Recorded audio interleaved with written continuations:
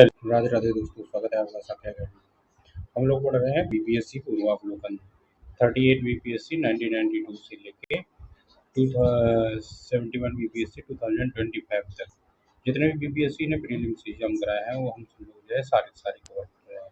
उसी क्रम में जो भी बीपीएससी ने सीटीपीयू के एग्जाम कराए थे और बीपीएससी टीआरई 1, टीआरई 2, टीआरई 3 के जो एग्जाम कराए थे हम सारे कवर करते हुए चल रहे हैं। तो जितने भी साथी चैनल पे नए हैं तो सबसे पहले जो है चैनल को जो है सब्सक्राइब करके बेल आइकन ऑन कर लें। बीबीएससी टीआरई 4.2 की तैयारी करने वाले जो है स्टूडेंट के लिए समझिए कि रामबाण साबित होगा ये सीरीज, क्योंकि बीपीएससी की जो है लेटेस्ट जो है 2026 की न्यू बुक है और आपकी 60 से 70% जीके इसी से कवर हो जाएगी। और जितने भी साथी बीपीएससी जो है 72 बीपीएससी प्रीलिम्स की तैयारी करने वाले हैं और बिहार एसएससी सीजीएल और जो है बिहार एसएससी जो 12 लेवल वाले हैं उनके लिए भी ये सभी सेम है। तो चलिए बिना देरी करते हुए हम आज की क्लास शुरुआत करते हैं। पहले जो है सभी साथी जो है चैनल को सब्सक्राइब करके बेल आइकन को ऑन कर लें। अब हम लोग जो है इसमें जो है भारतीय अर्थव्यवस्था पढ़ेंगे। चलिए आज की क्लास में हम लोग जो है भारतीय अर्थव्यवस्था को जो प्रश्न है उनको जो है हम लोग पढ़ते हैं। तो भाग जो है एक जो है आर्थिक विकास है, उसी में जो भारतीय अर्थव्यवस्था का हम लोग जो है स्वरूप पढ़ेंगे। तो चलिए आज के प्रश्न की हम लोग जो शुरुआत करते हैं। उत्पत्ति के नियम के बारे में निम्नलिखित कथनों पर जो है विचार कीजिए। जो उत्पत्ति के नियम है इन पर जो है कहा गया है कि विचार करिए।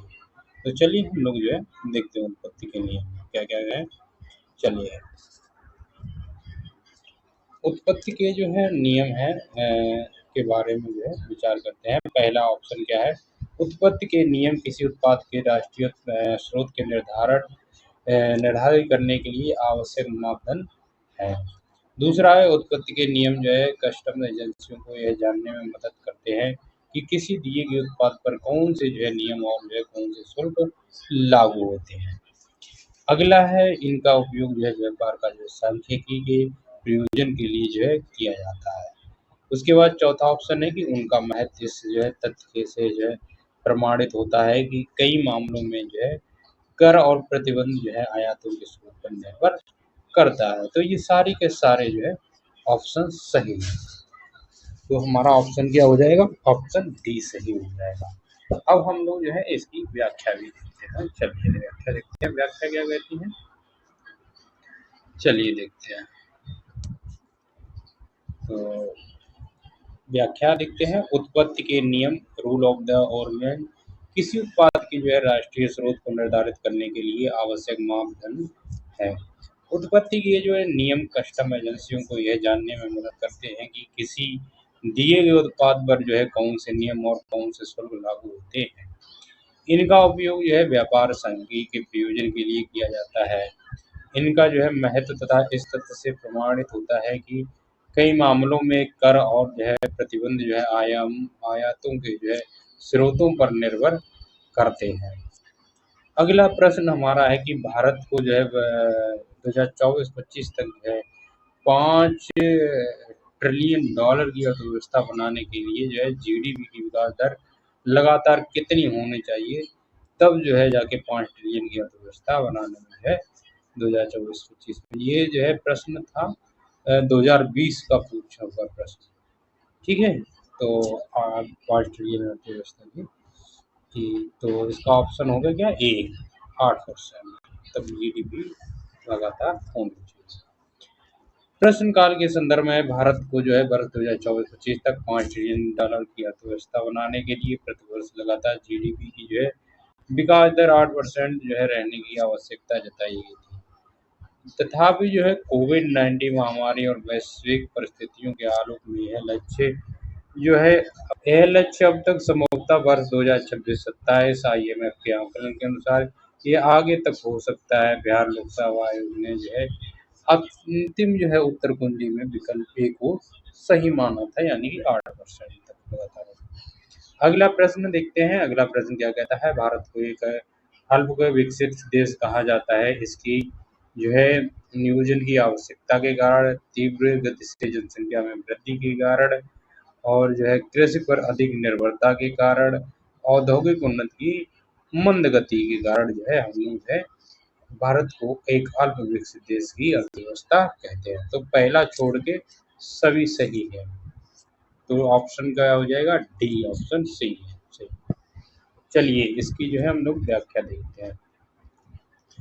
चलिए व्याख्या क्या कहती है? विकासशील देश की जो है विशेषताओं को दर्शाता है। प्रश्नकाल तथा वर्तमान में भी भारत एक विकासशील देश है, न कि अविकसित देश। इस प्रकार तकनीकी दृष्टि से प्रश्न दोषपूर्ण है। उल्लेखनीय है कि अर्थव्यवस्थाएं तीन प्रकार की होती हैं: विकसित, विकासशील एवं अल्पविकसित, यानी कि अविकसित। जिसे अल्पविकसित देशों के अंतर्राष्ट्रीय समुदाय के सबसे कमजोर और सबसे जो है गरीब देश में आते हैं। भारत पारंपरिक रूप से अल्पविकसित देशों को जो है प्रबल समर्थक रहा है।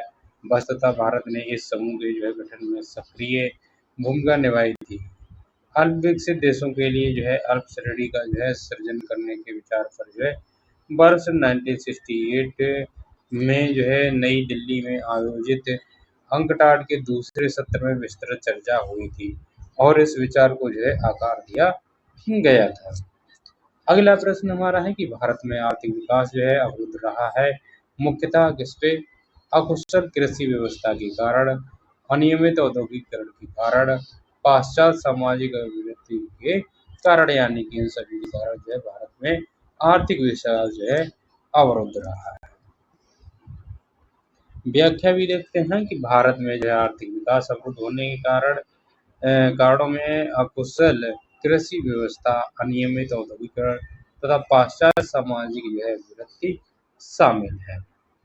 अगला प्रश्न पांचवा है। पांचवा प्रश्न क्या कहता है? यह सत्य होगा कि भारत को परिभाषित किया जाए, किस पे जो है परिभाषित किया जाए? एक श्रम अधिक वाली जो है अर्थव्यवस्था के रूप में जो है भारत को जो है परिभाषित किया जाए। ये प्रश्न जो है इसमें ऑप्शन बी सही होगा, जब जो है एक श्रम अधिक वाली अर्थव्यवस्था के रूप में भारत को परिभाषित किया जाता है। भारत में जो है जनसंख्या की अधिकता के कारण ही इसे एक जो है श्रम अधिक वाली अर्थव्यवस्था के रूप में परिभाषित किया जाता है। अगला प्रश्न है कि विश्व बैंक के नवीनतम विकास प्रतिवेदन के अनुसार भारतीय अर्थव्यवस्था की स्थिति पांचवी बड़ी अर्थव्यवस्था है। कैसी है? पांचवी बड़ी। प्रश्नकाल तथा अद्यतन आंकड़ों के संदर्भ में विकल्प भी सही है। उत्तर 15 दिसंबर जो है 2025 को विश्व बैंक द्वारा जारी आंकड़ों के जो है अनुसार सकल घरेलू उत्पाद जीडीपी के संदर्भ में विश्व की जो है शीर्ष 10 अर्थव्यवस्था में भारत 5वें स्थान पर है। भारत से बड़ी चार अर्थव्यवस्थाएं निम्न प्रकार हैं: संयुक्त राज्य अमेरिका, चीन, जर्मनी तथा जापान। ये जो है चार जो है पांच जो है चार सबसे बड़ी जो है अर्थव्यवस्था: संयुक्त राज्य अमेरिका, चीन, जर्मनी और जापान। अगले प्रश्न की ओर हम लोग जो है चलते हैं। तो सातवां अगला प्रश्न हमारा है 7 नंबर। 7 नंबर प्रश्न क्या कहता है कि चलिए देखते हैं। किस बजट में वित्त मंत्री ने उदारीकृत जो है विनिमय दर प्रबंधन प्रणाली की जो है घोषणा की थी? तो किसमें की थी? यूनियन बजट जो है 1992 से 93 वाले बजट में जो है, जो 1992 1992 में बजट जो है पेश किया गया था। उदारीकृत जो है विनिमय दर जो है प्रबंधन प्रणाली जो है यूनियन बजट 1992-93 में तत्कालीन वित्त मंत्री मनमोहन सिंह द्वारा घोषित की गई थी। अगला जो है प्रश्न है कि 1991 की जो है नई आर्थिक नीति का जो है लक्ष्य क्या था? तो क्या था? उदारीकरण का, निजीकरण का और भूमंडलीकरण का, यानी ये सभी के सभी जो है ऑप्शन सही है। तो इसकी हम लोग व्याख्या भी देखते हैं। व्याख्या क्या कहती है? भारत सरकार द्वारा जुलाई 1991 से अपनाई गई नई आर्थिक नीति को जो है एलपीजी से संबोधित किया गया, जिसका तात्पर्य था हेल्पफुल लिबराइजेशन अर्थात उदारीकरण, पी फॉर प्राइवेटाइजेशन अर्थात जो है निजीकरण, उसके बाद जी फॉर ग्लोबलाइजेशन जिसका मतलब था वैश्वीकरण। अगला प्रश्न है कि भारत में किस क्षेत्र को वैश्वीकरण से संबंध सबसे अधिक लाभ हुआ है? तो किससे हुआ है? सेवाओं का जो है वैश्वीकरण से सर्वाधिक लाभ हुआ है। विभिन्न देशों के जो है मध्य परस्पर जो है संबंध और तीव्र एकीकृत की प्रक्रिया ही वैश्वीकरण है। भारत में वैश्वीकरण जो है सभी क्षेत्र जो है लाभान्वित हुए हैं, लेकिन सर्वाधिक लाभ सेवा क्षेत्र को जो है प्राप्त हुआ। अगला प्रश्न है कि भारत में जो है अगला प्रश्न है कि भारत में जो है कि आर्थिक सुधार का जनक किसे कहा जाता है? तो पीवी नरसिम्हा राव को जो है आर्थिक सुधार का जनक कहा जाता है। कांग्रेस द्वारा अनुसार निर्मित गठबंधन सरकार के जून 1991 में सत्ता के आने पश्चात तत्कालीन वित्त मंत्री डॉक्टर मनमोहन सिंह ने जुलाई 1991 से आर्थिक सुधारों को जो है जिस नई आर्थिक नीति कहा गया लागू करना प्रारंभ किया गया, उस समय प्रधानमंत्री पीवी नरसिम्हा राव थे। इसी कारण उदारीकरण की जो है नीति को जो है राव जो है मनमोहन मॉडल भी कहा जाता है। पीवी नरसिम्हा राव को जो है भारत के आर्थिक सुधार का जनक तथा डॉक्टर मनमोहन सिंह को आर्थिक सुधारों का जो है अग्रदूत यानी कि पायनियर कहा जाता है। अगला प्रश्न है कि कौन सा आर्थिक संरचना में नहीं आता है? तो शिक्षा और स्वास्थ्य जो है आर्थिक संरचना में नहीं आता है।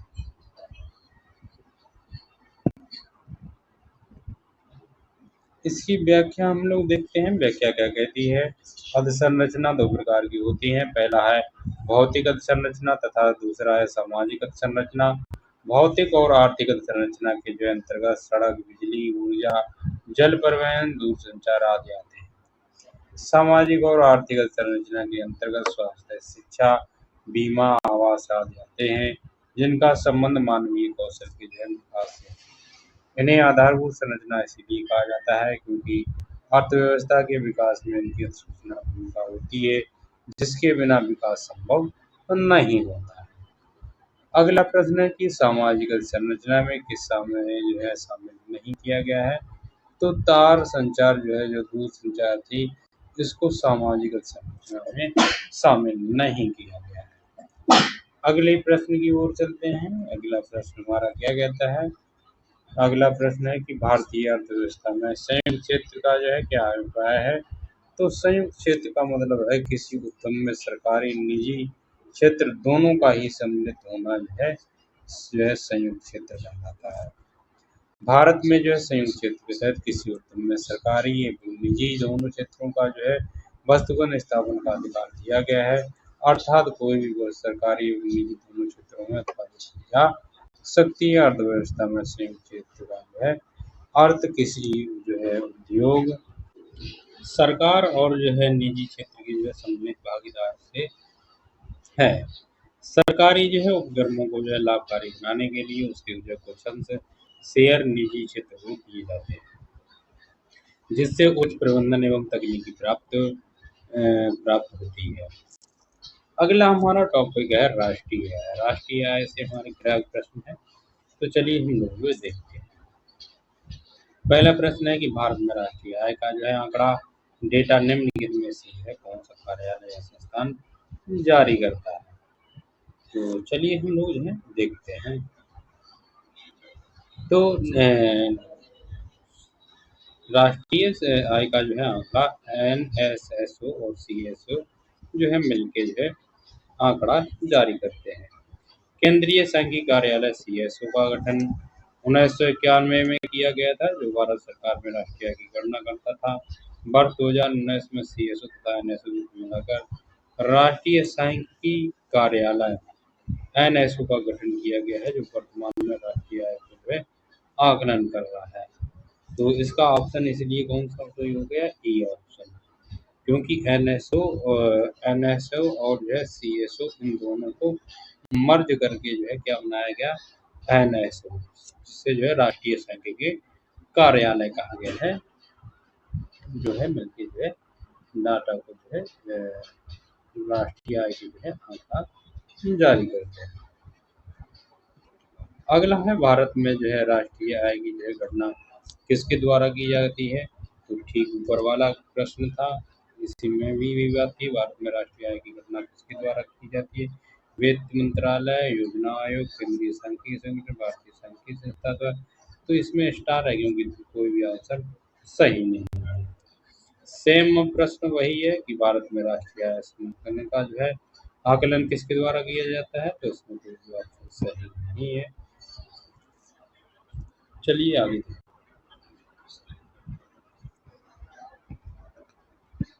अगला प्रश्न है कि भारत की जो है राष्ट्रीय आय का मुख्य स्रोत क्या है? तो क्या है? उद्योग है। अद्यतन आंकड़ों के अनुसार दिए गए विकल्पों के संदर्भ में भारत की राष्ट्रीय आय का मुख्य स्रोत उद्योग है। हालांकि समग्र रूप से जो है जीबीए में सर्वाधिक योगदान सेवा क्षेत्र है।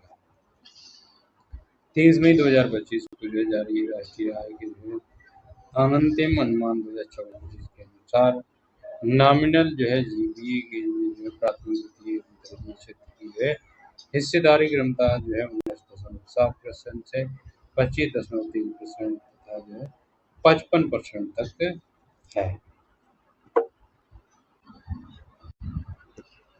एक बार फिर से प्रश्न रिपीट कर लेते हैं। चलिए, तो एक सेकंड रुकिए, थोड़ा सा गड़बड़ हो गया, इसलिए प्रश्न रिपीट कर लेते हैं। चलिए, अगला प्रश्न है कि भारत की जो है उन्नति संतोषजनक रही है तो किसमें नहीं है? कुल राष्ट्रीय उत्पाद में है बढ़ोतरी के संबंध में। प्रश्न काल में दिए गए विकल्पों में से किसी भी विकल्प के संबंध में उन्नति संतोषजनक नहीं रही है, किंतु विकल्प ए के जो है सभी विकल्प ए अन्य सभी विकल्पों की जो है पेशकार नजदीकी रहा था। वर्तमान में यदि कोविड-19 की जो है अवधि 2021 तथा 21-22 को छोड़ दिया जाए तो विकल्प ए सही है। प्रथम पंचवर्षीय योजना को छोड़कर वर्ष 1974 तक का अर्थात चौथी पंचवर्षीय योजना तक जो है सभी योजनाओं में राष्ट्रीय आय की वास्तविक वृद्धि निर्धारित लक्ष्य की अपेक्षा कम रही। वर्ष 1980 से वर्तमान तक की जो है अवधि में राष्ट्रीय आय की वृद्धि दर संतोषजनक मानी जा रही सकती है। भारत की विभिन्न 12 पंचवर्षीय योजनाओं में अब तक जो है कि सर्वाधिक वृद्धि दर 11वीं पंचवर्षीय योजना में जो है दर्ज की गई, जिससे जो है राष्ट्रीय आय की जो है औसत वार्षिक वृद्धि दर जो है 8% थी। अगला हमारा प्रश्न क्या है? चलिए देखते हैं। छठा प्रश्न क्या कहता है कि भारत में राष्ट्रीय आय की जो है गणना की एक समस्या असंगठित क्षेत्र रहा। राष्ट्रीय आय की गणना में असंगठित क्षेत्र एक बाधा है, क्योंकि असंगठित क्षेत्र द्वारा उत्पादन एवं जो है आय के आंकड़े किसी भी संस्था को प्रदान नहीं किए जाते या कई बार उसका भौतिक मूल्यों में मापन ही नहीं किया जाता है। इसके राष्ट्रीय आय की गणना में वहन आंकड़ों की जो है कमी के कारण असंगठित क्षेत्र के योगदान का जो है आंकड़ा करने में जो है कठिनाई आती है। अगला जो है हमारा प्रश्न नंबर 7 क्या कहता है? चलिए देखते हैं। आर्थिक विकास का सबसे अच्छा मूल्यांकन किसके द्वारा प्रदान किया गया है? तो प्रतिवर्ष जो है प्रति व्यक्ति जो है वास्तविक आय में जो है वृद्धि है आर्थिक विकास का सबसे अच्छा सूचकांक। किसी भी देश की आर्थिक समृद्धि या आर्थिक विकास का सर्वाधिक उपयुक्त माप प्रति व्यक्ति उत्पाद या प्रति व्यक्ति जो वास्तविक आय होती है, क्योंकि यह राष्ट्रीय आय की प्रति व्यक्ति उपलब्धता को दर्शाती है। अगला प्रश्न है कि हिंदू वृद्धि दर जो है किससे संबंधित है? तो ये जीडीपी से संबंधित है। प्रोफेसर जो है रामकृष्ण राजकृष्ण ने वर्ष 1978 में हिंदू वृद्धि दर का सर्वप्रथम प्रयोग किया था। उनके अनुसार हिंदू परंपरा राज्य विकास के अनुकूल नहीं है, अथवा जिसमें विकास को जो है प्रश्रय नहीं दिया जाता है के कारण ही जो है अर्थव्यवस्था में राष्ट्रीय आय की वृद्धि 3.5% के आसपास बनी हुई है। अतः स्पष्ट है कि प्रोफेसर राजकृष्ण द्वारा जो है प्रयुक्त हिंदू वृद्धि दर जो है जीडीपी से संबंधित है। अगला प्रश्न है कि भारत के जो है किस राज्य की जो वर्तमान मूल्यों पर नवीन वृद्धि व्यक्ति आय न्यूनतम है? तो किसी है बिहार की जो है राज्य की वर्तमान जो है मूल्यों पर नवीनतम वृद्धि है न्यूनतम। अगले जो है हम लोग जो है प्रश्न को चलने से पहले व्याख्या देखते हैं। प्रश्नकाल तथा आर्थिक सर्वेक्षण 2024-25 के अनुसार कि विकल्प ये सही उत्तर है, अर्थात जो है आर्थिक सर्वेक्षण 2024-25 के अनुसार वर्ष जो है 2023-24 में चालू कीमतों पर जो है बिहार की प्रति व्यक्ति शुद्ध जो है राज्य घरेलू उत्पाद 60,337 रुपये है। अगला प्रश्न हमारा 10 नंबर है, जो क्या कहता है 2017-18 में भारत में जीडीपी की जो है विकास दर 7.2% से बढ़कर 2018-19 में है कितनी रह गई है? तो 6.8% रहेगी या 7 कर 6.8%। प्रश्नकाल के संदर्भ में विकल्प भी सही उत्तर है। 30 मई 2025 को जारी राष्ट्रीय आय के जो है अंतिम अनुमान 2024-25 के अनुसार स्थिर जो है 2011-12 कीमतों पर, जहां वर्ष 2023-24 जो है फर्स्ट जो है RE जो है GDP की वृद्धि जो है 9.2% दर्ज है। वहीं पर जो है वर्ष 2024-25 जो है सेकेंड AE के लिए जो है ये 6.5% रहने का अनुमान है। चलिए हम लोग जो है नेक्स्ट की ओर जो है हम लोग चलते हैं। अगला प्रश्न हमारा क्या कहता है, तो चलिए देखते हैं। हाल ही में केंद्रीय बजट में जो है FM ने जो है बीमा क्षेत्र में अप्रत्यक्ष विदेशी निवेश जो है FDI की जो है सीमित वर्तमान में बढ़ाकर कितना कर दिया है, तो 74%। कितना कर दिया है? 74%। बीमा क्षेत्र में जो प्रत्यक्ष विदेशी निवेश जो FDI की सीमा को वर्तमान में कितना कर दिया है? 74%। बजट 2021-22 में वित्त मंत्री निर्मला सीतारमण द्वारा जो है बीमा क्षेत्र में जो प्रत्यक्ष विदेशी निवेश FDI की है सीमा को 49% से जो है बढ़ाकर 74% जो अगस्त 2021 के जो है प्रभावी है। केंद्रीय बजट 25-26 में इसको 74% से जो है बढ़ाकर 100% करने की जो है घोषणा की गई है। अगला प्रश्न है कि केंद्र सरकार के भारी उद्योगों एवं जो है सार्वजनिक मंत्रालय द्वारा जो है लघु रत्न श्रेणी एक उद्योग को अधिनियमित कितनी धनराशि तक जो है वित्तीय सहायता दी गई है? तो उसे दी गई है 500 करोड़। कितनी दी गई है? 500 करोड़। किसी जो है PSU को जो है मिनी रत्न का दर्जा बनाए रखने के लिए पिछले लगातार 3 वर्षों तक जो है मुनाफा अर्जित करते रहने की आवश्यकता होती है। मिनी रत्न का दर्जा प्राप्त जो है PSU को जो है बिना सरकार की मंजूरी दिए 500 करोड़ रुपए तक के निवेश की स्वायत्ता होती है। दिसंबर 2025 तक भारत में कुल 26 नवरत्न कंपनियों तथा कुल 14 महारत्न कंपनियां हैं। अक्टूबर 2024 में है हिंदुस्तान जो है एरोनॉटिक्स लिमिटेड जो है HAL जो है 14वीं में जो है महारत्न कंपनी का जो है दर्जा बढ़ा दिया गया। अगला प्रश्न है कि किसी देश की जो है प्रति व्यक्ति आय प्राप्त की जाती है, तो राष्ट्रीय आय एवं जनसंख्या दोनों से जो है किसी भी देश की जो है प्राप्त की जाती है। इसकी हम लोग व्याख्या देखते हैं। व्याख्या क्या कहती है? किसी देश की राष्ट्रीय आय में जो जनसंख्या से भाग देने पर उस देश की प्रति व्यक्ति आय है PCI प्राप्त हो जाती है। प्रति व्यक्ति आय बराबर क्या होता है? राष्ट्रीय आय बटे जो है जनसंख्या। क्या होता है? राष्ट्रीय आय जो होती है उस जनसंख्या से भाग दिया जाता है। अगला प्रश्न है साधन लागत पर जो है NNP के जो है बराबर है। किसके बराबर है? NNP जो है राष्ट्रीय आय जो है साधन लागत पर है बराबर होती है। जब शुद्ध राष्ट्रीय उत्पादन NNP की जो है घोषणा साधन लागत जो है फैक्टर कॉस्ट पर की जाती है, तो यह राष्ट्रीय आय NI के बराबर होती है तथा जो है साधन लागत पर जो है NNP एक देश के जो उत्पादन के सभी साधनों द्वारा मजूरी, लाभ, लागत तथा ब्याज के रूप में जो है में एक वर्ष अर्जित जो है साधन आय का जो है यह राष्ट्रीय उत्पाद है, किंतु राष्ट्रीय जो है सीमा में उत्पादन तक ही सीमित नहीं है। यह शुद्ध घरेलू जो है साधन आय तथा जो है विदेशों से प्राप्त शुद्ध जो है साधन का योग है। चलिए हमारा टॉपिक है कृषि एवं जो है संबंध क्षेत्र। कृषि एवं संबंध क्षेत्र, तो इससे देखते हैं कृषि एवं संबंध क्षेत्र से जो है क्या प्रश्न बनते हैं। तो चलिए इसका जो है देखते हैं प्रश्न। निम्नलिखित में से कौन सा जो है समाधान भारतीय कृषि में जो है सुधार प्रदान कर सकता है? तो चलिए इसमें देखते हैं। पहला ऑप्शन है छोटी और खंडित जो है भूमि जोत।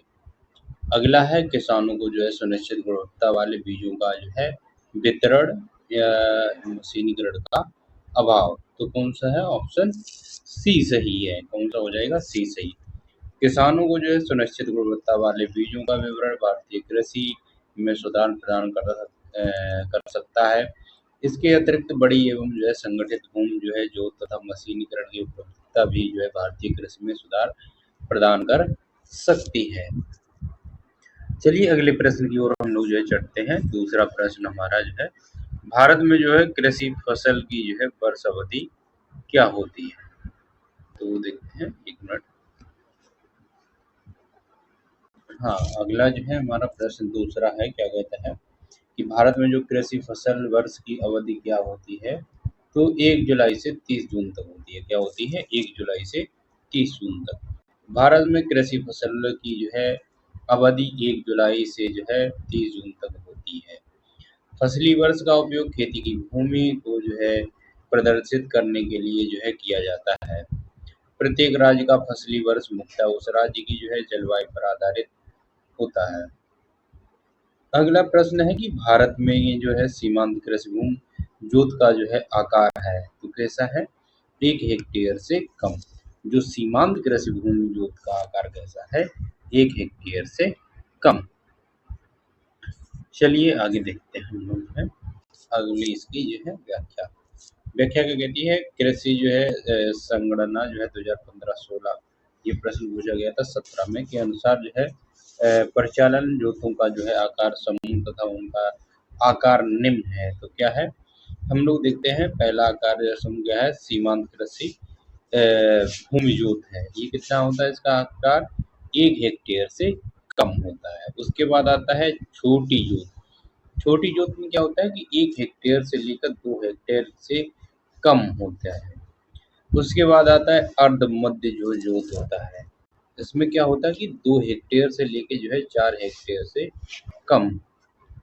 अब उसके बाद आता है मध्यम जोत। मध्यम जोत के अंतर्गत जो है 4 हेक्टेयर से लेके 10 हेक्टेयर के से जो है कम होती है। उसके बाद आता है बड़ी जोत। बड़ी जोत में जो है 10 हेक्टेयर या उससे अधिक जो है बड़ी जोत के अंदर जो है आकार आता है। चलिए अगला प्रश्न है हमारा कृषि जो है विपणन प्रणाली में जो है सुधार के लिए भारत सरकार द्वारा अपनाया गया नीतिगत उपाय क्या है? तो क्या है? सार्वजनिक वितरण प्रणाली जो है पीडीएस, न्यूनतम समर्थन मूल्य एमएसपी। अगला है बफर स्टॉक का जो है रखरखाव, या फिर ये सभी के सभी सही है। कृषि विपणन प्रणाली में जो सुधार हित भारत सरकार द्वारा न्यूनतम समर्थन मूल्य, बफर स्टॉक का जो है रखरखाव, सार्वजनिक वितरण प्रणाली आदि जो है अपनाई गए हैं। अगला जो है प्रश्न है भारत में न्यूनतम समर्थन मूल्य का जो है निर्धारण कौन करता है? तो कृषि लागत का जो है एवं जो है मूल्य आयोग जो है कृषि लागत एवं मूल्य आयोग जो है न्यूनतम समर्थन मूल्य का जो है निर्धारण करता है। चलिए इसकी व्याख्या भी देखते हैं। व्याख्या इसकी क्या कहती है? चलिए कृषिगत जो है उपजों की कीमतों पर जो है सरकार को जो है सलाह देने के उद्देश्यों से वर्ष जो है 1965 में कृषि मूल्य आयोग की स्थापना की गई थी। वर्ष जो है 1985 में कृषि जो है मूल्य आयोग का जो है नाम बदलकर कृषि लागत और जो है मूल्य आयोग का जो है कर दिया गया है। इसका मुख्यालय नई दिल्ली में है। इस संस्था द्वारा कुल 22 फसलों के लिए न्यूनतम समर्थन मूल्य तथा गन्ने के लिए उचित एवं जो है लाभकारी मूल्य हेतु सिफारिश की जाती है, लेकिन इसका निर्धारण जो है सरकार द्वारा किया जाता है। अतः जो है प्रश्न का विकल्प ई सही होना चाहिए, किंतु बिहार लोक सेवा आयोग ने विकल्प ए सही माना है, तो हम उसी को लेके चलेंगे। चलिए अगले प्रश्न की ओर हम लोग जो है चलते हैं। 2025 में प्रश्न पूछा गया था।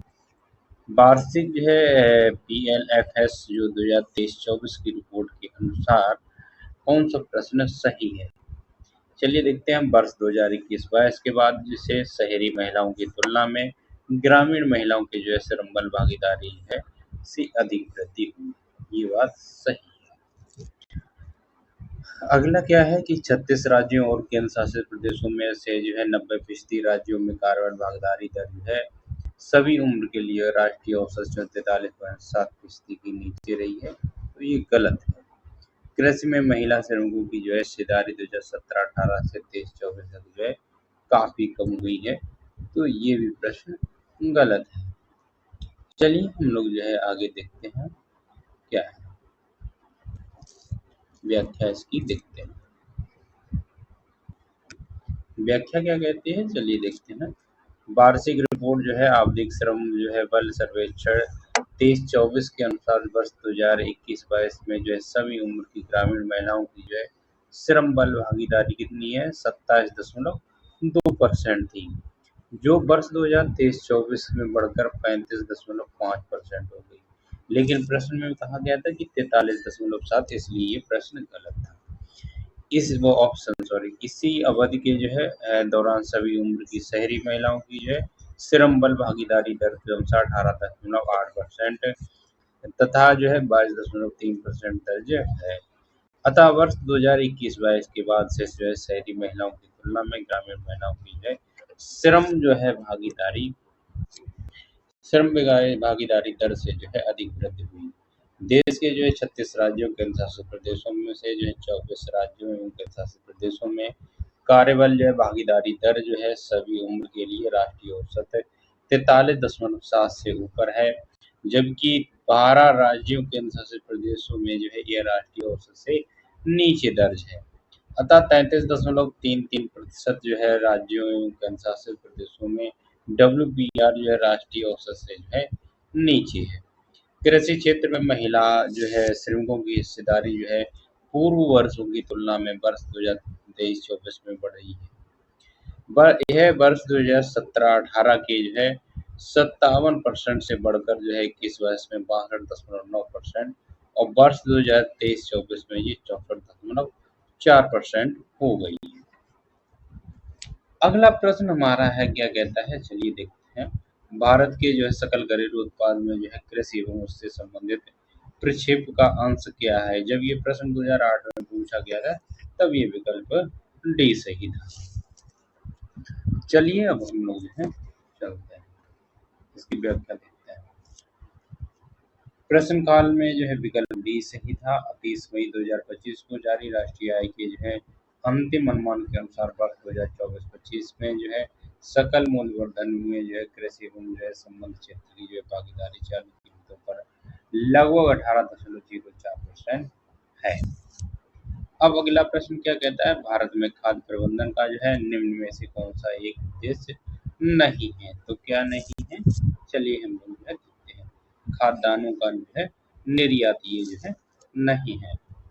आर्थिक समीक्षा 2016-17 खंड 2 के जो है प्रश्न 182 के अनुसार खाद्य प्रबंधन में यह खाद्यान्नों की खरीद, उसका विवरण और बफर स्टॉक तथा मूल्य स्थिरता के लिए उसका भंडार आदि शामिल है, लेकिन खाद्यान्नों का जो है निर्यात खाद्य प्रबंधन का जो है भाग नहीं था। चलिए अगले प्रश्न की ओर हम लोग जो है चलते हैं। हमारा अगला प्रश्न क्या कहता है, वर्ष 2024-25 के केंद्रीय बजट भाषण में जो है आत्मनिर्भरता स्वावलंबन के लक्ष्य के तहत किस तेल बीज को जो है शामिल नहीं किया गया, तो नारियल को जो है शामिल नहीं किया गया। वर्ष 2024-25 के केंद्रीय बजट भाषण में आत्मनिर्भरता से स्वावलंबन के तहत नारियल को शामिल नहीं किया गया। विविधों की दलहनों तथा तिलहनों से आत्मनिर्भरता हेतु उत्पादन, भंडारण एवं विपणन को सुदृढ़ बनाने का जो है दृढ़ संकल्प जो है प्रकट किया गया। सरसों, मूंगफली, तिल, सोयाबीन एवं सूरजमुखी जैसे तिलहनों के लिए कार्य नीति तैयार करने का जो है दृढ़ संकल्प लिया गया।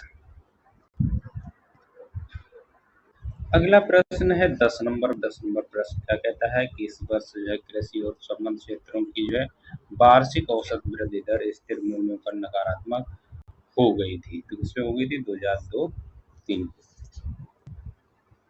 वर्ष 2002-3 के जो है दौरान कृषि और संबंधित क्षेत्रों की जो है वार्षिक औसत वृद्धि दर स्थिर मूल्यों पर जो है नकारात्मक रही। 30 मई 2025 को जो है जारी राष्ट्रीय आय के जो है अंतिम अनुमान 2024-25 के अनुसार कृषि एवं संबंध क्षेत्र की जो है वृद्धि दर स्थिर मूल्यों में 2011-12 में जो है 4.6% दर्ज है, जबकि वर्ष 2023-24 में जो है स्पष्ट आदेशी वृद्धि जो है 2.7% दर्ज है। अगला प्रश्न हमारा क्या कहता है, चलिए देखते हैं, भारत में कृषि क्षेत्र श्रम शक्ति के कितने प्रतिशत लोगों को प्रत्यक्ष रोजगार प्रदान करता है। तो इसमें ये नहीं बताया गया, ये 2001 में प्रश्न पूछा गया था, तो 2001 में पूछा गया था। तो चलिए देखते हैं, इसमें कोई ऑप्शन सही नहीं है, क्योंकि उस समय 54% के लगभग कामगार कृषि पर निर्भर थे। चलिए देखते हैं, इसकी व्याख्या देखते हैं।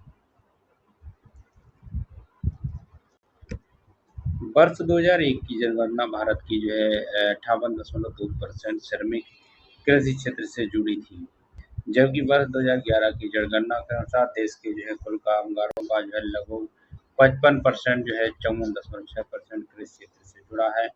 आर्थिक समीक्षा 2023-24 के अनुसार भारत के लगभग 56.5 करोड़ कार्यबल वर्ग से सम्मानित है, जिसका 45% से अधिक कृषि क्षेत्र में कार्यरत है, लगभग 43%। अगला प्रश्न है कि भारत में अधिकांश व्यक्ति बेकार है, तो किसमें बेकार है? कृषि में। भारतीय कृषि की विशिष्टताएं है कि इस क्षेत्र में आवश्यकता से अधिक श्रम नियोजित है। वस्तुतः छिपी बेरोजगारी अथवा प्रच्छन्न बेरोजगारी डिस्क्रिप्टिव एम्प्लॉयमेंट भारतीय कृषि क्षेत्र की विशेषता है। इस क्षेत्र में कुछ समय तक लोग रोजगार में लगे रहते हैं, लेकिन अधिकांश समय वे बेरोजगार हो जाते हैं। चलिए अगले प्रश्न की ओर हम चलते हैं। अगला हमारा प्रश्न क्या कहता है कि भारत में भूमि सुधार के क्षेत्र में शामिल नहीं है। तो क्या शामिल नहीं है? किसानों को मकान ऋण, ये भारत में भूमि सुधार के क्षेत्र में शामिल नहीं है। स्वतंत्रता उपरांत भूमि सुधार के उद्देश्य को पूरा करने के लिए निम्न कदम उठाए गए थे। क्या उठाए गए थे? पहला है कि मध्यस्थों अथवा बिचौलियों की समाप्त की जाए। दूसरा क्या था? काश्तकारी सुधार, जो टेनेंसी रिफॉर्म के अंतर्गत लगान का नियमन, काश्त अधिकार की सुरक्षा, काश्तकारों को भूमि पर मालिकाना हक प्रदान करने जैसे कदम उठाए गए। तीसरा है कृषि का पुनर्गठन, इसके तहत भूमि का पुनर्वितरण हो जाता हुआ एकीकरण अथवा जोतों की चुनौती तथा सहकारी खेती शामिल है। अगला प्रश्न हमारा क्या कहता है कि नाबार्ड उधार किसको देता है? कृषि एवं ग्रामीण विकास के बैंकों को नाबार्ड नेशनल बैंक और agriculture and rural development bank होती है, उसकी बात हो रही है। तो जुलाई 1982 में छठी पंचवर्षीय योजना के दौरान स्थापित नाबार्ड कृषि एवं ग्रामीण विकास हेतु ऋण एवं अन्य सुविधाएं प्रदान करने वाली शीर्ष संस्था है। नाबार्ड राष्ट्रीय कृषि एवं ग्रामीण विकास बैंक कृषि एवं ग्रामीण विकास के लिए सीधे वित्त न प्रदान कर सहकारी, वाणिज्यिक, क्षेत्रीय ग्रामीण बैंकों आदि के माध्यम से वित्त प्रदान करता है।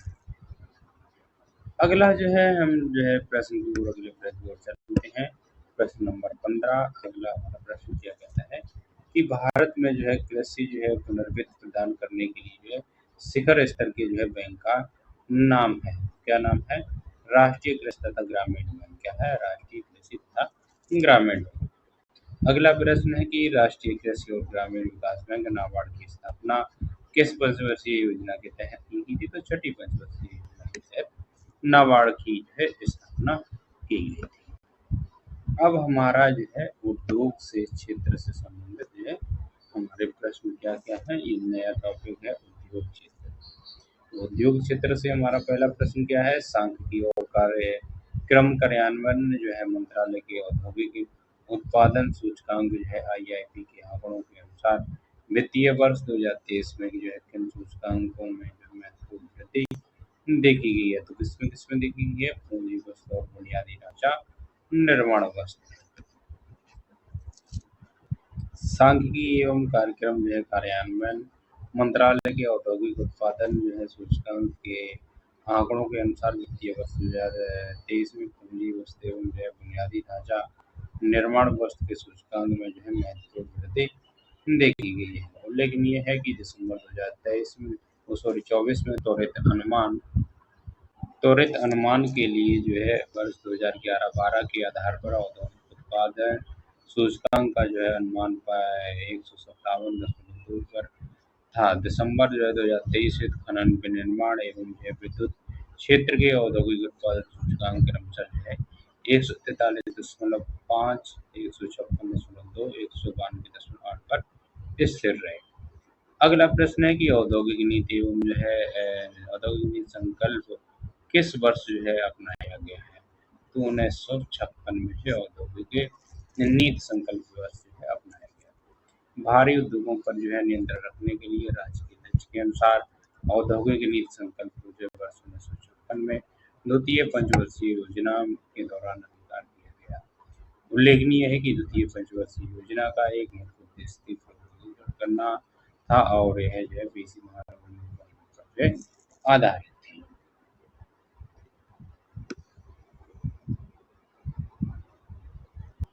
अगला प्रश्न हमारा क्या है? उत्पादन जो है संबंध प्रोत्साहन PLI जो है योजना के बारे में निम्नलिखित पर जो है विचार कीजिए। तो चलिए हम लोग जो है देखते हैं क्या है। यह योजना घरेलू विनिर्माण को जो बढ़ावा देने और जो है मोबाइल फोन विनिर्माण तथा निर्देशित इलेक्ट्रॉनिक घटकों में बड़े निवेश को जो है आकर्षित करने के लिए उत्पादन से जुड़े प्रोत्साहन की जो है पेशकश करती है। अगला है ऑप्शन पॉइंट, इस योजना में जो है आवेदकों की जो है दो श्रेणियां हैं, वैश्विक कंपनियां और जो है घरेलू कंपनियां। अगला है पॉइंट कि ये योजना पात्र कंपनियों को जो है 6 वर्षों की अवधि के लिए भारत में निर्मित और लक्ष्य श्रेणी में जो है शामिल वस्तुओं की जो है ये शुद्ध वृद्धिशील जो है बिक्री आधार पर जो है लगभग 8% का जो है औसत प्रोत्साहन प्रदान करती है। चौथा ऑप्शन हमारा है कि PLI के तहत लक्ष्य श्रेणी में पहला है लैपटॉप, दूसरा है टैबलेट, तीसरा है ऑल इन वन PC, उसके बाद चौथा है सर्वर और पांचवा है अल्ट्रा स्मॉल फार्म जो है फैक्टर जो है USA शामिल होंगे। इसमें जो है ऑप्शन सही कौन सा है? सिर्फ दूसरा और तीसरा सही है। सिर्फ ऑप्शन वो सॉरी गलत, अरे गलत, सही पहला और चौथा सही है, दूसरा तीसरा गलत है। पूछा है गलत तो हम लोग जो है गलत ही बताएंगे। गलत आंसर पूछा गया कौन सा है? सही पहला और चौथा सही है, दूसरा और तीसरा गलत है। चलिए आगे चलते हैं, इसकी जो है व्याख्या भी देखते हैं।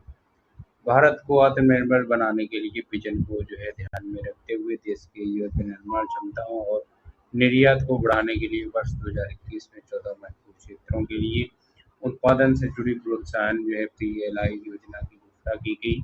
इस योजना का उद्देश्य प्रमुख क्षेत्रों और अत्याधुनिक प्रौद्योगिकियों में निवेश आकर्षित करना, बेहतर क्षमता सुनिश्चित करना और विनिर्माण क्षेत्र में बड़े पैमाने पर अर्थव्यवस्था के आकार में जो है विस्तार करना तथा भारतीय कंपनियों एवं विनिर्माण को वैश्विक स्तर पर प्रतिस्पर्धी बनाना। यह योजना घरेलू विनिर्माण को बढ़ावा देने एवं जो है मोबाइल फोन विनिर्माण तथा निर्देशित इलेक्ट्रॉनिक घटकों में बड़े निवेश को जो है आकर्षित करने के लिए उत्पाद से जुड़े प्रोत्साहन पेश करती है। इस जो है योजना के तहत लक्ष्य श्रेणी में जो है laptop, tablet, all in one PC, server और जो है ultra small form factor US शामिल होंगे। अगला प्रश्न है कि बौना जो है उत्तम 100 से कम कर्मी वाले प्रतिष्ठान का जो है काम जो है 2018-19 में जो है सेवा विजन और उत्पादन में प्रतिशत योगदान कितना था? तो 14% है और 8%, 14%।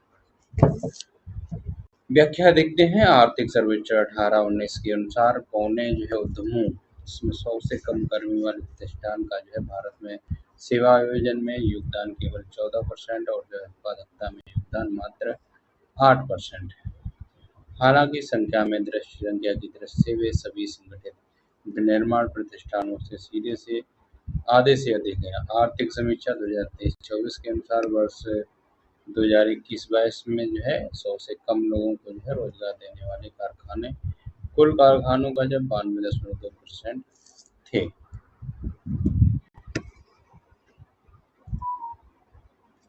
जबकि जो है कुल नियोजन व्यक्ति केवल 22.1% तथा सिरेमिक 20.9%।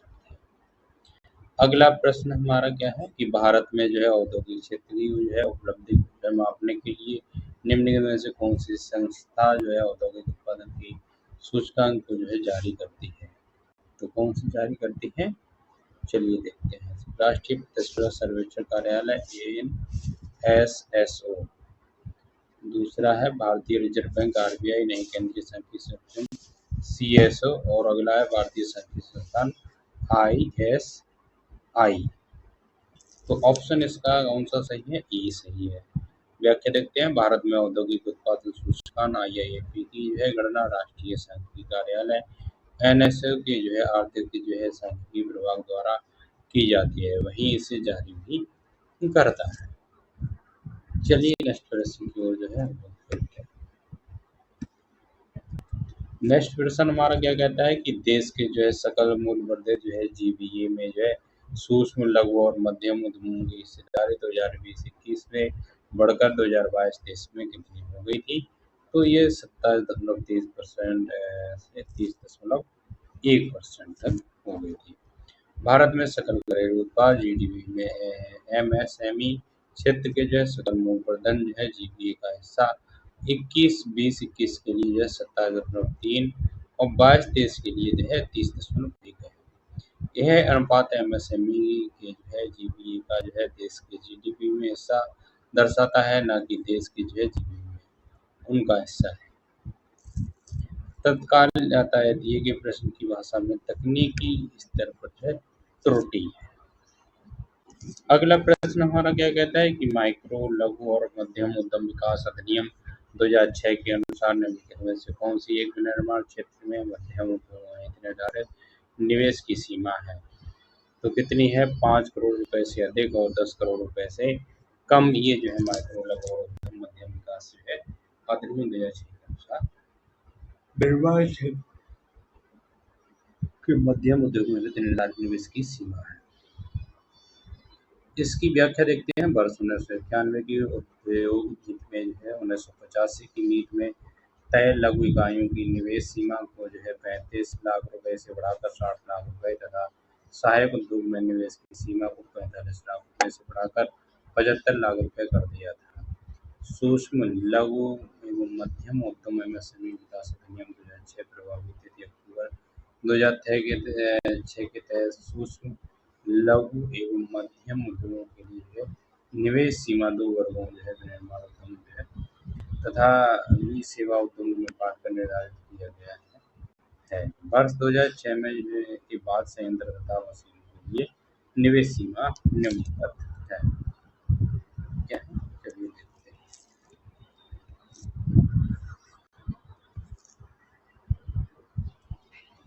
ये है कि विनिर्माण जो क्षेत्र था इसमें 25 लाख से अधिक नहीं होनी चाहिए। लघु क्षेत्र में कितनी है? 25 लाख से जो है अधिक, लेकिन 5 करोड़ से अधिक नहीं। मध्यम में 5 करोड़ से अधिक, लेकिन 10 करोड़ से अधिक नहीं होनी चाहिए। सेवा क्षेत्र में क्या था कि 10 लाख से जो है अधिक नहीं होनी चाहिए। लघु उद्यम में 10 लाख से जो है अधिक है, लेकिन 2 करोड़ से अधिक नहीं होनी चाहिए। अगला था कि मध्यम में 2 करोड़ से 2 करोड़ से जो है 2 करोड़ से अधिक, लेकिन 5 करोड़ से अधिक नहीं। अगला क्या है? 1 जुलाई 2020 से प्रभावी MSME की नई परिभाषा संयंत्र और मशीनरी अथवा उपस्कर निम्न थे। क्या थे? सूक्ष्म में क्या निवेश 1 करोड़ रुपए तक जो है, और लघु में क्या था? 10 करोड़ रुपए तक, मध्यम में जो है 50 करोड़ रुपए तक। टर्नओवर सूक्ष्म में कितना था? 5 करोड़ रुपए तक था। लघु में टर्नओवर जो है 50 करोड़ रुपए तक था। मध्यम में टर्नओवर 250 करोड़ रुपए तक था। चलिए आगे देखते हैं। केंद्रीय बजट 2025-26 में MSME हेतु जो है पहले से संबंधित निवेश और कारोबार की जो है सीमा क्रमशः 2.5 गुने से 2 गुना बढ़ाया गया है, जो निम्न थी।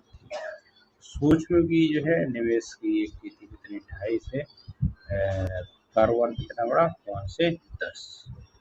लघु में जो है कितना? 10 जो है था और 25 था। 10 जो है 25 से कितना हुआ? 50 और 100। मध्यम का कितनी क्या हुआ 50 और 125 का जो है 250 500। अगला प्रश्न है कि निम्नलिखित में से कौन सा जो है भारत में सूक्ष्म उद्यम को जो है आंशिक रूप से जो है प्रभावित करता है।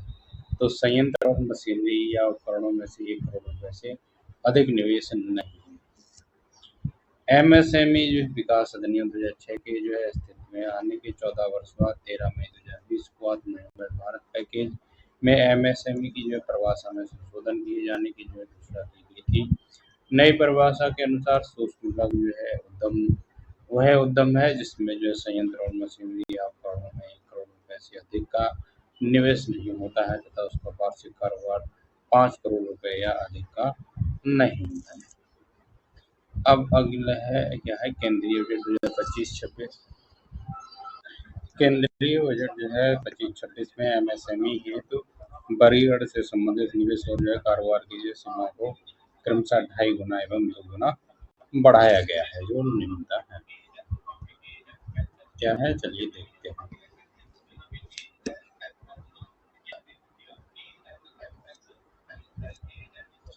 एमएसएमई की जो है नए क्षेत्र में जो निवेश एवं कारोबार क्या है सूक्ष्म उद्यम जो है ये कितना है 2.5 से कितना कर दिया गया है 10। लघु उद्योग है ये 25 से कितना हो गया है 100 हो गया है और मध्यम जो है 125 से कितना हो गया है 500 हो गया है। अगला प्रश्न है कि निम्नलिखित में से जो भारत का कौन सा औद्योगिक आर्थिक गलियारा जापान के सहयोग से विकसित किया जा रहा है। तो दिल्ली मुंबई कौन किया जा रहा है दिल्ली मुंबई। भारत का दिल्ली मुंबई औद्योगिक आर्थिक गलियारा जापान के जो है सहयोग से विकसित किया जा रहा है। भारत और जापान सरकार के मध्य माल ढुलाई गलियारों के समानांतर एक औद्योगिक गलियारे के विकास के लिए एक समझौता ज्ञापन पर हस्ताक्षर हुआ था। अगला प्रश्न है कि निम्नलिखित कथनों पर जो है मनन कीजिए तथा नीचे दिए गए जो है कोड का प्रयोग कर जो है उत्तर दीजिए। प्रश्न जो कथन ये है कि गत सदी के जो है 80 के दशकांत तक जो है भारतीय उद्योगों ने जो है उपभोक्ता वस्तु उद्योगों से मूलभूत एवं जो है पूंजीगत वस्तु उद्योगों की ओर जो है संरचनात्मक जो है स्थानांतरण की है स्पष्ट जो है परिलक्षित की है। कारण क्या है कारण इस अवधि के दौरान उपभोक्ता वस्तुओं की जो है मांग में कमी आई है। इसका आंसर जो है कौन सा सही है ए सही है लेकिन आर गलत है।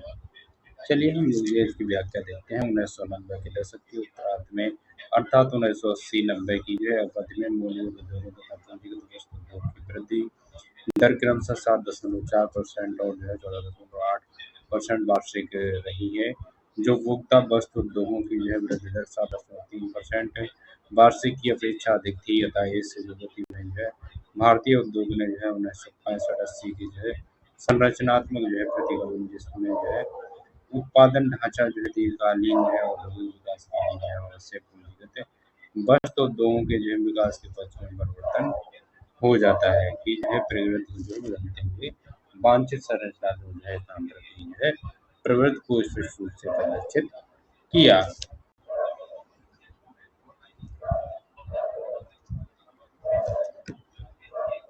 भारत सरकार द्वारा जो है 1980 के दशक में अपनाई गई उदार राजकोषीय व्यवस्था जिसमें वर्ष जो है बजट में जो है बड़े घाटे सरकार द्वारा अत्यधिक ऋण लिया जाना तथा निर्बचत में वृद्धि शामिल थी कि गाढ़े आय में वृद्धि हुई फलस्वरूप जो है उपभोक्ता वस्तुओं की मांग में वृद्धि हुई।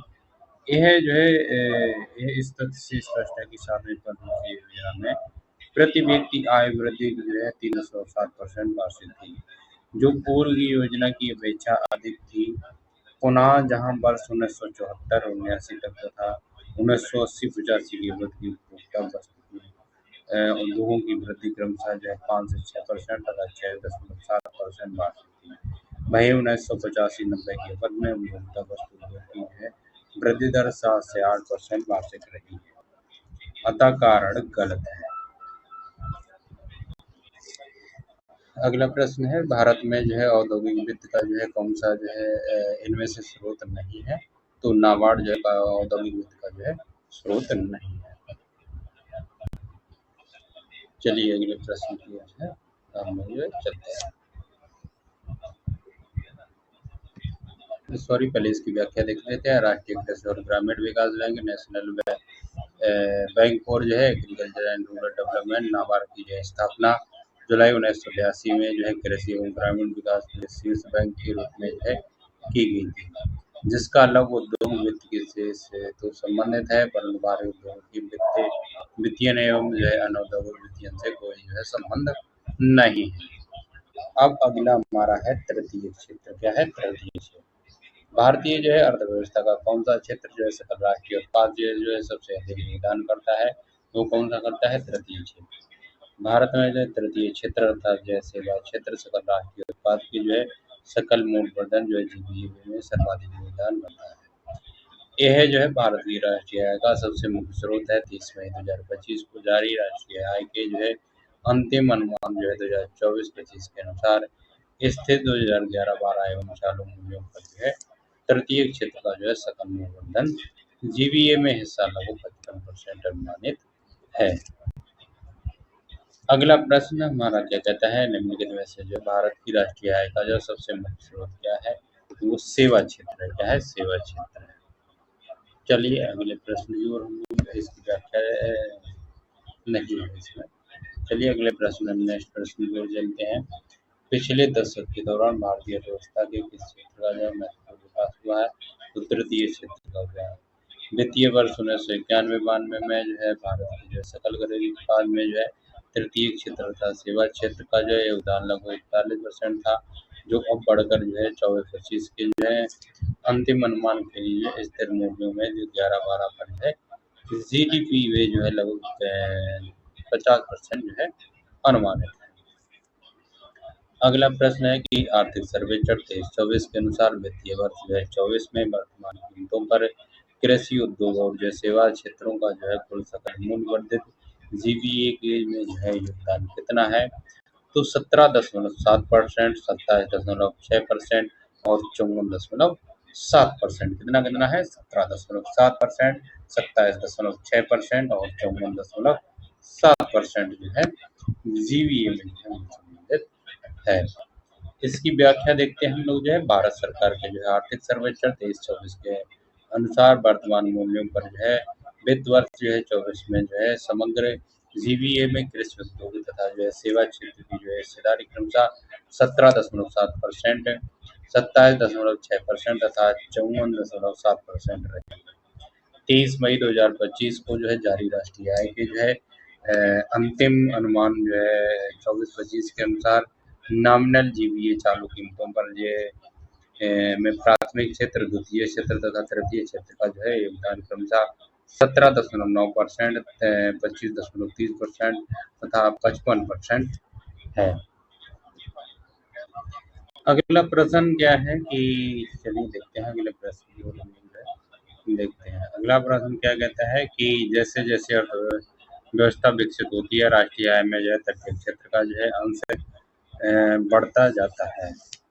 जैसे जैसे अर्थव्यवस्था विकसित होती जाती है राष्ट्रीय आय में तृतीय क्षेत्र सेवा क्षेत्र कहा जाता है का अंश बढ़ता जाता है तथा प्राइमरी क्षेत्र जिसके जो है जिसमें कृषि एवं जो है समुद्री गतिविधियां तथा खनन एवं उत्खनन सम्मिलित है का अंश क्रमशः कम होता जाता है। 30 मई 2025 को जारी राष्ट्रीय आय के अंतिम अनुमान 24-25 के अनुसार चालू मूल्यों पर जो है भारत के नॉमिनल सकल मूल्यवर्धन जीडीपी में जो प्राथमिक क्षेत्र, द्वितीय क्षेत्र, तृतीय क्षेत्र का योगदान क्रमशः 97.7%, 25.3% एवं जो है 55% है।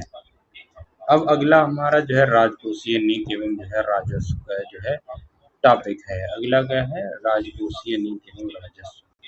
इसका पहला प्रश्न है कि भारत सरकार का जो है राजकोषीय घाटा निम्नलिखित में से जो है किसके बराबर होता है? तो ये कर्जे जो है बनाने वाली पूंजीगत प्राप्ति से होता है। भारत सरकार का जो है राजकोषीय घाटा कर्ज बनाने वाली पूंजीगत प्राप्ति के जो है बराबर होता है। राजकोषीय घाटा जो है सरकार के कुल व्यय और उसके ऋण ग्रह को जो है छोड़कर उसके कुल प्राप्तियों के जो है बीच का अंतर है। अगले प्रश्न की ओर हम लोग जाए चलते हैं। अगला प्रश्न हमारा क्या कहता है? राजकोषीय जो घाटा है फाइनेंशियल डेफिसिट की नई परिभाषा का जो है सुझाव दिया था, तो किसी ने दिया था चैलैया समिति के द्वारा। राजकोषीय घाटा की जो नई परिभाषा का सुझाव चलैया समिति द्वारा दिया गया था। अगला प्रश्न है कि निम्नलिखित में से कौन सा राजकोषीय नीति का जो है एक उपकरण है? तो क्या है? टैक्स। टैक्स जो है कर जो है राजकोषीय नीति का एक उपकरण है। ये इसकी व्याख्या भी देख लेते हैं। कर राजकोषीय नीति का उपकरण है।